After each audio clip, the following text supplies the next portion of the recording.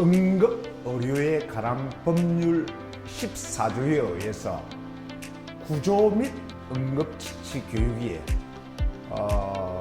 응급의료체계 구성 요소의 첫 번째 요소입니다. 15가지 중에서.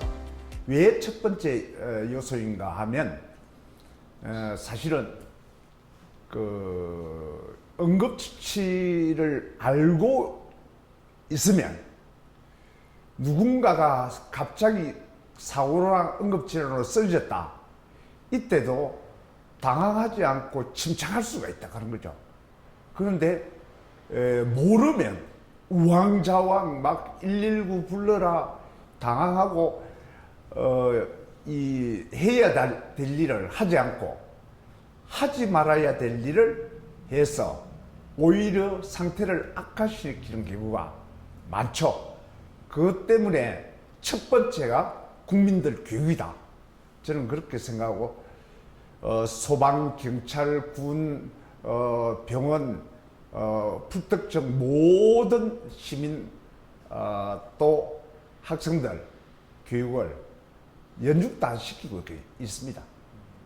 1339에서 제가 21년 동안 응급전화를 34만 2122건을 제가 접수를 받아가지고 거기에는 일반적인 당직 병의원 안내도 있지만은 전화상으로 지도를 해가지고 사람의 생명을 구하는 사례가 굉장히 많았거든요. 그런데 이제 1339에서는 전화상으로 의사소통을 하기 위해서 안내를 교육을 했고 대한손상예방협회에서는 원장님들이 국민들한테 예방하고 대응을 하자 하는 것 때문에 제가 소방에 넘어가면서 1349 넘어가면서 저도 소방 직원으로 발령을 받았거든요. 그런데 원장님들이 넘어가지 말고 이걸 계속 해 나가자. 그렇게 해서 지금 대한손상예방협회가 운영이 되고 있는데 엄청나게 진짜 활성화되고 있어요. 그냥 교육이 꽉꽉 들어차고 있습니다. 대한손상예방협회는 말 그대로 손상예방, 그러니까 다치는 걸 예방하자. 그 취지인데 세 가지 목적이 있습니다. 첫 번째가 뇌 손상 예방.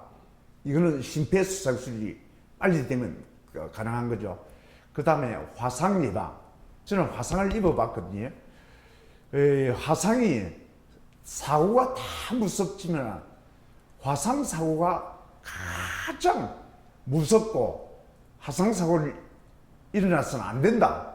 그래서 모든 교육에 제가 화상 처치를 20분 정도는 20-30분 정도는 사례를 통해서 강의를 하고 있고 우리 아들도 똑같이 강의를 하고 있습니다. 그 다음에 사지 손상 사례가 있는데 93년 7월 26일 날 아시아나항공기가 해남 근처 야산에서 출하를 했거든요. 목포 가다가. 그런데 그때 생존자가 60여 명이 됐어요. 40여 명이 죽었고. 그런데 생존하신 분들이 막 비행기 밖으로 뛰어났는데 28살 된 신혼 김모 씨, 이분이 놀랬겠죠. 놀래갖고 흥분하면서 막 살려달라고 하니까 구조하러 올랐던 사람들이 해군 헬기가 오니까 로프 내려라 해가지고 가슴을 묶어갖고 끌어올려버리니까 이 여성분이 하체가 무겁잖아요. 골반이. 척추 신경이 끊어져 버렸죠. 그래가지고 하반신 영구불구자가 돼서 93년 7월 26일 날인데 지금 정확하게 32년 동안 병원에서 휠체어를 타고 재활의학과에서 평생을 치료를 받고 있습니다. 또 한 분은 목뼈가 부러졌는데 그걸 의사소통을 문진을 안 하고 자기가 의학적 판단을 함부로 했다고 한 거죠. 이 사람을 살린다 이거고 그냥 들쳐 업어버렸어요. 들쳐 업어갖고 내려와서 구급대원들한테 딱 주니까 이미 호흡이 정지가 돼 있었죠. 경추 3, 4번이 골절이 됐는데 흔들렸죠.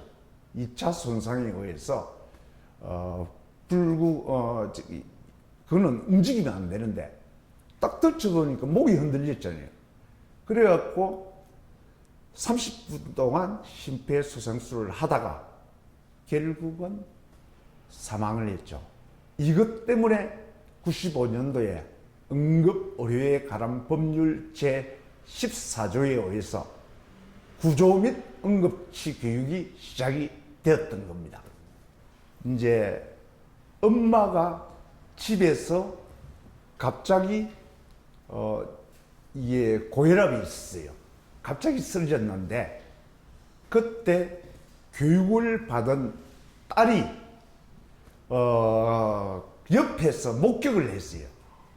그래가지고 엄마 의식 확인하고 호흡을 확인하니까 없으니까 119에 신고하라고 해놓고 가족한테 바로 가슴 압박 소생술을 해가지고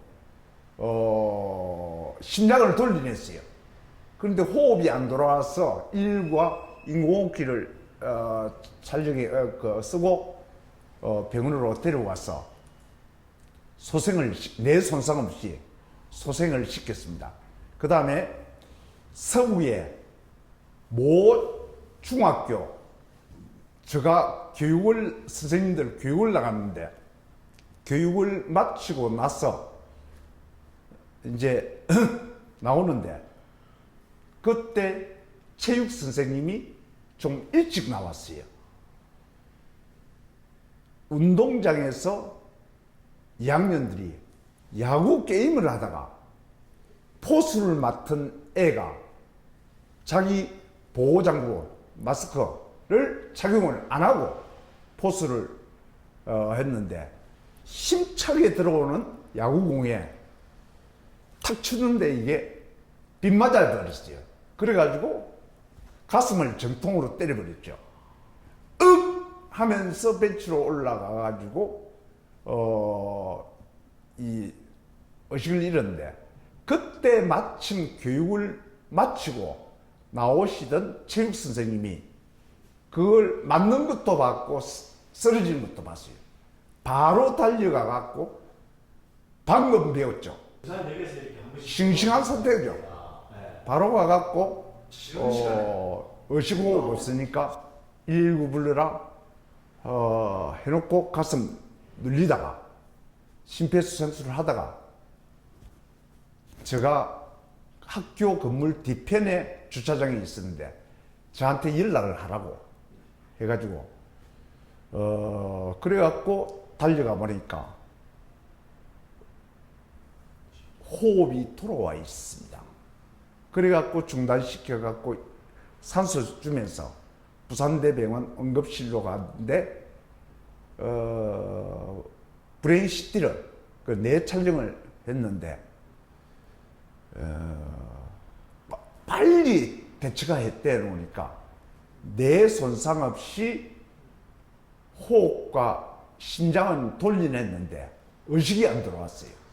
그래가지고 응급중환자실로 옮겨가지고 일주일 동안 입원해 있다가 일주일 만에 자기 의식이 돌아와갖고 뇌 손상 없이 회복돼갖고 부모님한테 인계시켜 준 거 이게 엄청난 일이고 제가 우리나라에서 현직에 있는 응급의료 종사자 중에서 이 분야에 제가 가장 오랫동안 교육을 하는 사람 중에 한 사람입니다.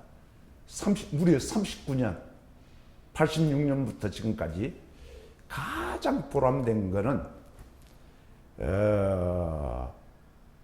최근에 이제 더더욱 그런 게 생존을 하는데, 이 사실은 이거 교육하면 이제 굶어 죽습니다. 올해는 특히 더 교육청에서, 학교에서 요청 안 하고 교육청에서 집합하니까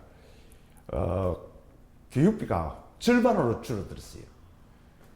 그래서 우리 직원들이 굉장히 고통을 받고 있는데, 저야 뭐 선박 통신국장 생활하면서 좀 돈을 모아놨기 때문에 그런 거 갖고 우리 운영비 이런 걸 하고 있는데, 돈 안 되는 거는 제가 나갑니다. 그런데 요즘 느끼는 건 교육을 하고 나면 교육생들 눈이 확 달라져 버려요. 왜냐하면 위기 상황에서 행동 요령, 심폐소생술, 기본 외상 인명 구조술, 2차 손상 예방이죠. 그 다음에 화상 예방, 기도가 막혔을 때 초기 대응, 그 다음에 수상 안전과 인명 구조, 화재가 발생했을 때 대처, 그 다음에 교통사고 발생했을 때 초기 대응, 그 다음에 최근에 작년 재작년에 이게 전국적으로 문제가 됐는데, 응급 환자가 진료 거부되어서 뺑뺑이를 돌다가 사망하는 사고가 있었죠. 아시죠? 그거 91년부터 2012년 1339 운영될 때까지는 21년 동안 단 한 건도 없었습니다.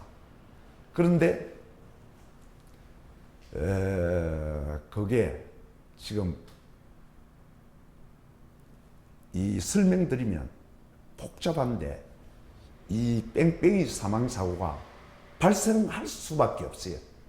그래서 제가 선생님들하고 학생들한테, 교육받는 분들한테 제가 그럽니다. 가족이 응급실로 갔는데 119를 타고 왔는데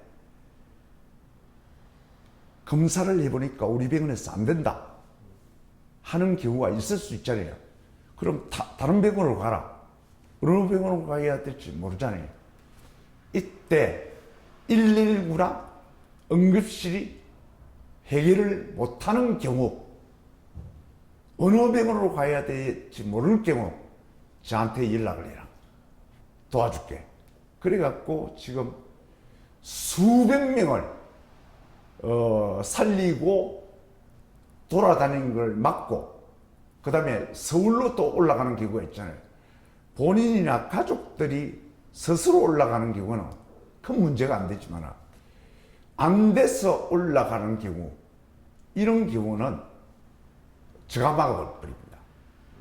그거 막는 방법이 있어요. 그거는 누구도 함부로 못합니다. 왜냐?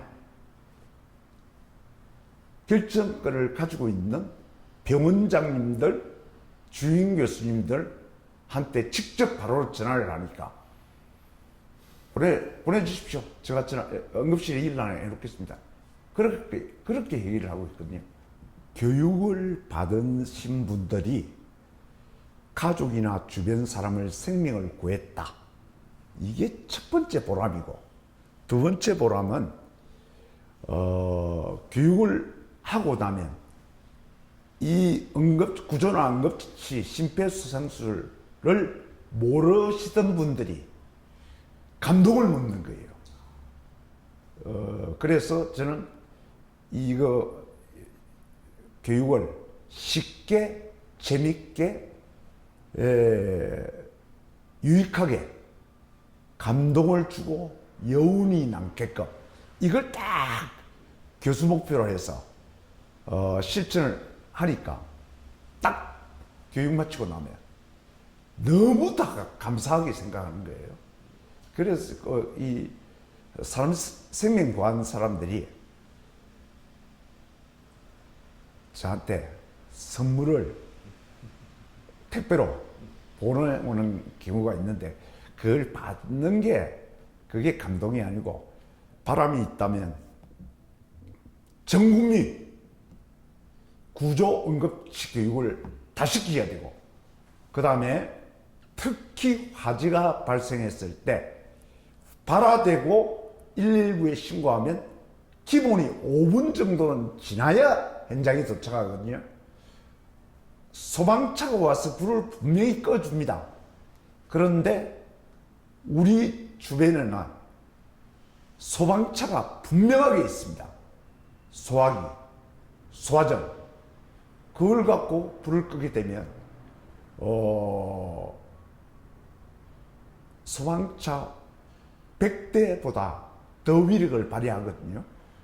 제가 요 옆에 점포 오피스텔 15층 건물인데 저기서 교육을 하다가 이 가스가 터졌는데 소화전을 가지고 소방차가 오기 전에 불을 꺼서 700명 생명을 구했다. 그래서 정부로부터 그게 인정이 되어 가지고 대통령 표창을 받았거든요. 바로 대통령 표창이 저겁니다. 제일 끝에 있는 게. 지금 법제화가 되어 있는데 선생님들이나 학생들 교육이 법제화가 되어 있는데 선생님들 교육은 매년 한 번씩 교육이 되거든요. 그런데 학생들 교육은 하는 학교가 있고 하지 않는 학교가 있거든요. 반드시 학생들 교육이 의무적으로 되어서 점진적으로는 전 국민들이 이 교육을 받고 심장마비 환자 소생률을 높이고 그 다음에 2차 손상을 예방하는 것 그걸 제가 바라고 있습니다. 협회를 운영하는 거하고 요 교육장 운영하는데 단돈 한 푼도 지방자치나 정부로부터 지원받는 게 한 푼도 없습니다. 이거 우리 직원들이 교육하고 받은 수당 중에서 분담금 10%씩 내는 거하고 그 다음에 교육받으신 분들, 주변 사람들, 고향 친구들 이런 분들이 십시일반으로 기부를 해줘서 운영이 되고 있습니다. 그런데 참 어려운 거죠. 그래서 이게 이런 것들이 정부나 지자체에서 지원을 조금이라도 좀 해줬으면 좋겠습니다. 교육 예산이 9,200만 원을 우리가 지원을 받고 있거든요. 시에서. 그런데 감옥에 이걸 운영하라 하나도 없습니다. 감옥대로 예산 감옥대로 해야 되거든요. 그래서 그런 데에서 이걸 좀 교육장 운영비를 좀 지원을 받으면 큰 도움이 되지 않을까 그렇게 생각합니다.